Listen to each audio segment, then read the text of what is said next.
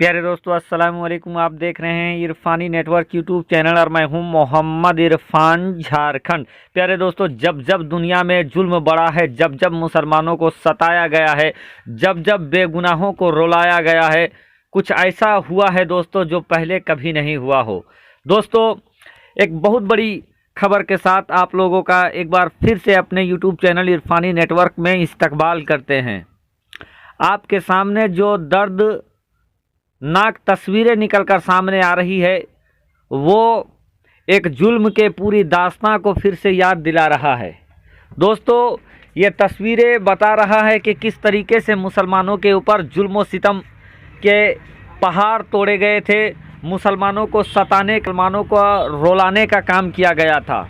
लेकिन दोस्तों, जब जब बेगुनाह मुकी आंसू इस ज़मीन के ऊपर टपके हैं, कुछ ऐसा हुआ है जिसको देखकर दुनिया वालों के पैरों के नीचे से ज़मीन खिसकती हुई नज़र आई है। प्यारे दोस्तों, आज हम बात करने वाले हैं रोहिंग्या मुसलमानों के ऊपर हुए जुल्म व सितम का, और आज हम बात करने वाले हैं कि रोहिंग्या मुसलमानों के आंखों से टपकने वाले आंसू ने किस तरीके से उस मुल्क में इनकलाब ला दिया और उस मुल्क के जालिमों के पैरों के नीचे से धरती किस तरीके से खिसक गई। आज इस वीडियो में हम बात करने वाले हैं। तो अगर आपको भी ये लगता है कि जब जब जुल्म चाहे मजीद हो जाए, बच्चा बच्चा शहीद हो जाए, हम हुसैनी हैं, हुसैनी ही रहेंगे, चाहे सारा जमाना यजीद हो जाए। मुसलमानों पे जुल्म व सितम करके दोस्तों मुसलमानों को इस्लाम से डिगाने, इस्लाम से फिराने की कोशिश किया जाता है। लेकिन गवाह है रोहिंग्या का पूरा प्रकरण, गवाह है चाइना के उइगर मुसलमानों पर हुए जुल्म सितम के अंबार, गवाह है रसिया पे हुए 70 के दशक में मुसलमानों के ऊपर बेइंतहा जुल्म सितम, कि जब जब इस्लाम को दबाने की कोशिश किया गया है, जब जब मुसलमानों को सताने की कोशिश किया गया है दोस्तों, कुछ ऐसा हुआ है जिसने सबको हैरत में डाल दिया है। एक ताज़ी तस्वीर, ताज़ी खबर और दर्दनाक खबर निकलकर सामने आ रही है दोस्तों। उससे पहले कि आपको रूबरू कराएं, आपसे अदबन गुजारिश करना चाहेंगे, अगर आप पहली बार मेरे यूट्यूब चैनल इरफानी नेटवर्क में विजिट कर रहे हैं तो जल्दी से मेरे चैनल को कर लीजिए सब्सक्राइब, साथ ही साथ बेल के बटन को ऑन कर दें और ऑल नोटिफिकेशन के ऑप्शन को दबा लें ताकि आने वाला हर वीडियो आप तक पहुँचे। चलिए दोस्तों, वीडियो का आगाज़ करते हैं। तो दोस्तों, इस जगह में कुछ ऐसे लोग हैं जो देखने से तो इंसान लगते हैं, लेकिन दोस्तों उनके अंदर इंसानियत का कोई कलपुर्जा नहीं है। उनके अंदर इंसानियत बिल्कुल ही मर चुका है, मुर्दा हो चुका है। और ऐसे ही लोग जिनको बहुत सारे लोग भक्त के नाम से जानते हैं दोस्तों, एक समुदाय के ऊपर, एक धर्म के ऊपर जुल्म व सितम के अंबार तोड़े जा रहे थे, और कुछ लोग थे जो जालिमों के मुखालिफत में आवाज़ बुलंद करने की बजाय मुसलमानों को ही टारगेट कर रहे थे। रोहिंग्या मुसलमानों के आंसुओं को देखकर जहां पत्थर दिल भी पिघल जा रहा था, इतने और इस तरीके से जुल्म व सितम सहे हैं मुसलमानों ने कि इस सदी में किसी ने भी इस तरीके का जुल्म व सितम सहा नहीं है। दोस्तों, रोहिंग्या और उइगर मुसलमानों के ऊपर वो जुल्म व सितम किए गए हैं जो इस 100 साल के अंदर किसी भी कौम के ऊपर इतना जुल्म व सितम नहीं किया गया होगा। लेकिन दोस्तों, जो मुसलमानों के और जो मानवता के पुजारी थे, जो ह्यूमैनिटी जिनके अंदर था, वो चाहे किसी भी धर्म संप्रदाय के हो, चाहे हिंदू हो, चाहे मुस्लिम हो, चाहे किसी भी धर्म के हो, उन्होंने इस जुल्म के खिलाफ आवाज़ उठाया था। लेकिन दोस्तों, बहुत सारे ऐसे भक्त थे जिनको बहुत सुकून मिल रहा था, वो बहुत खुश हो रहे थे, क्योंकि उनको ये नहीं लग रहा था कि मानव को कुचला जा रहा है, उनको ये नहीं लग रहा था कि इंसानों के ऊपर जुल्म सितम के बेपनाह पहाड़ तोड़े जा रहे हैं। उनको ये लग रहा था कि मुसलमानों को सताया जा रहा है, उनको ये लग रहा है कि मुसलमानों को रुलाया जा रहा है। लेकिन उस वक्त मुसलमानों ने दोस्तों तमाम जुल्म सितम के बावजूद भी इस्लाम के दामन को थामे रखा, मजबूती के साथ इस्लाम के दामन को पकड़े रखा। और दोस्तों, अब कुछ ही समय के बाद वक्त किस कदर बदला है दोस्तों। जितने जालिम थे दोस्तों, उनका जो हाल हुआ है, मैंने पिछले ही वीडियो में आपको बताया है कि जिनके आदेश से इनके ऊपर जुल्म हो रहा था और जिनके वास्ते इनके आंखों से आंसू निकल रहे थे, गरीब मुसलमान जिनके लिए रोए थे, जिन्होंने गरीब मुसलमानों को रुलाने के काम किया था, आज वो सियासत के और सत्ता के सबसे बड़ी कुर्सी में बैठने के बावजूद आज जेल के अंदर ठूंस दिया गया है। उन्हीं के मुल्क में सेना ने गिरफ्तार करके डाल दिया है। यूं तो दोस्तों जो परिस्थिति इस समय बना है बर्मा के अंदर, वो अपने आप में बहुत ही सराहने के लायक नहीं है, लेकिन दोस्तों अपने ही करनी का फल है। नेकी और बुराइयां आपके ही साथ साथ चलेंगी, आपकी परछाइयां।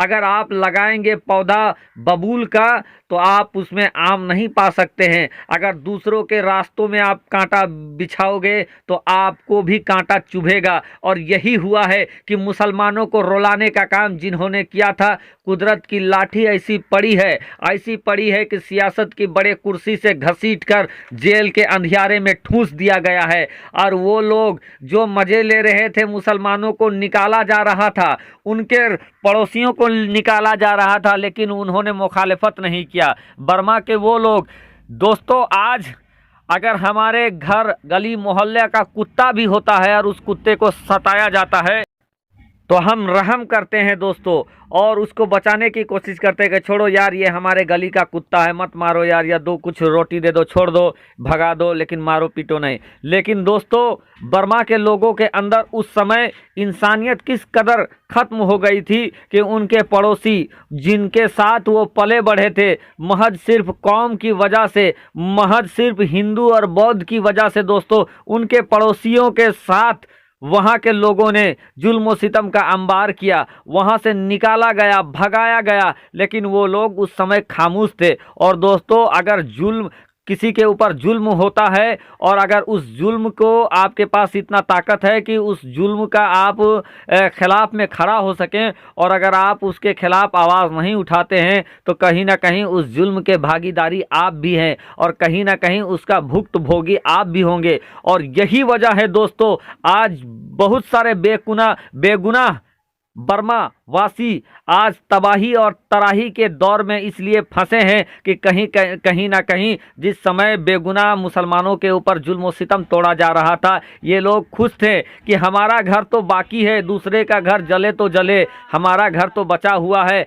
लेकिन दोस्तों जब जब आप जालिमों के सहमत में रहोगे, आप उसके जर्ब में ज़रूर आओगे। और यही वजह है कि आज बर्मा के अंदर मास्टर लॉ लागू हो गया है, सेना ने कब्जा जमा लिया है और लोग अब अपने इंसाफ के लिए छटपटा रहे हैं, बिलबिला रहे हैं। अब उनको वो बात याद आ रही थी कि जब वो अपने घरों में ऐशो आराम से थे और उनके पड़ोसी बर्मा के मुसलमानों को भगाया जा रहा था, मारा जा रहा था, उनके बच्चे भूख से तड़प रहे थे, बिलबिला रहे थे और ये अपने घरों में ऐश में थे। तो कहीं ना कहीं इन्होंने जुल्म का साथ दिया और जो कुछ भी हो रहा है ये समझिए एक तरीके का आंसुओं का असर है, जिसकी वजह से एक नई तरीके का तबाही आया है बर्मा के अंदर।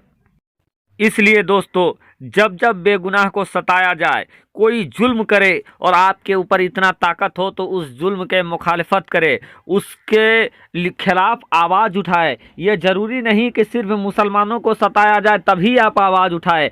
किसी भी, चाहे मुसलमान हो या किसी भी धर्म के मानने वाला हो, अगर वो बेगुनाह है और उसको सताया जा रहा है, उसको दबाया जा रहा है, और अगर आपके पास इतनी ताकत है, अल्लाह तबारक व तआला ने आपके पास इतनी कुदरत दिया है कि आप उसको दबा सकते हैं, रोक सकते हैं, उस जुल्म को ख़त्म कर सकते हैं, तो ऐसे जुल्म के खिलाफ आप आवाज़ उठाइए। आप आवाज़ उठाइए अपनी बोली से, अपनी ताकत से। कुछ ना हो सके दोस्तों तो कम से कम बेगुनाह को सताया जा रहा है, अगर कोई जुल्म कर रहा है कोई जालिम, तो कम से कम अपने दिल में ये ख्याल कीजिए कि जो कुछ भी हो रहा है ये गलत हो रहा है। तो दोस्तों गलत का हमेशा खिलाफ में आवाज़ उठाने की कोशिश करिए। और दोस्तों इस्लाम का पैगाम भी यही है कि अगर कोई जुल्म कर रहा है तो आपके पास अगर इतना ताकत है तो आप उसको अपनी ताकत के बल में रोकने की कोशिश करें। वो नहीं कर सकते हैं तो कम से कम बोलें कि जो आप गलत कर रहे हैं ये गलत है, और उतनी भी ताकत नहीं है तो कम से कम दिल में सोचें कि जो आप ये काम कर रहा है ये गलत काम कर रहा है। गलत का हमेशा गलत नतीजा होता है। और यही है दोस्तों कि आज जो कुछ बर्मा के अंदर, म्यांमार के अंदर हो रहा है, अपने ही करनी का फल है नेकी और बुराइयाँ, अपने ही करनी का फल है नेकी और बुराइयाँ आपकी साथ साथ चलेंगी, आपकी परछाइयाँ। दोस्तों इसी के साथ विदा लेते हैं इस वीडियो में। शुक्रिया, आदाब।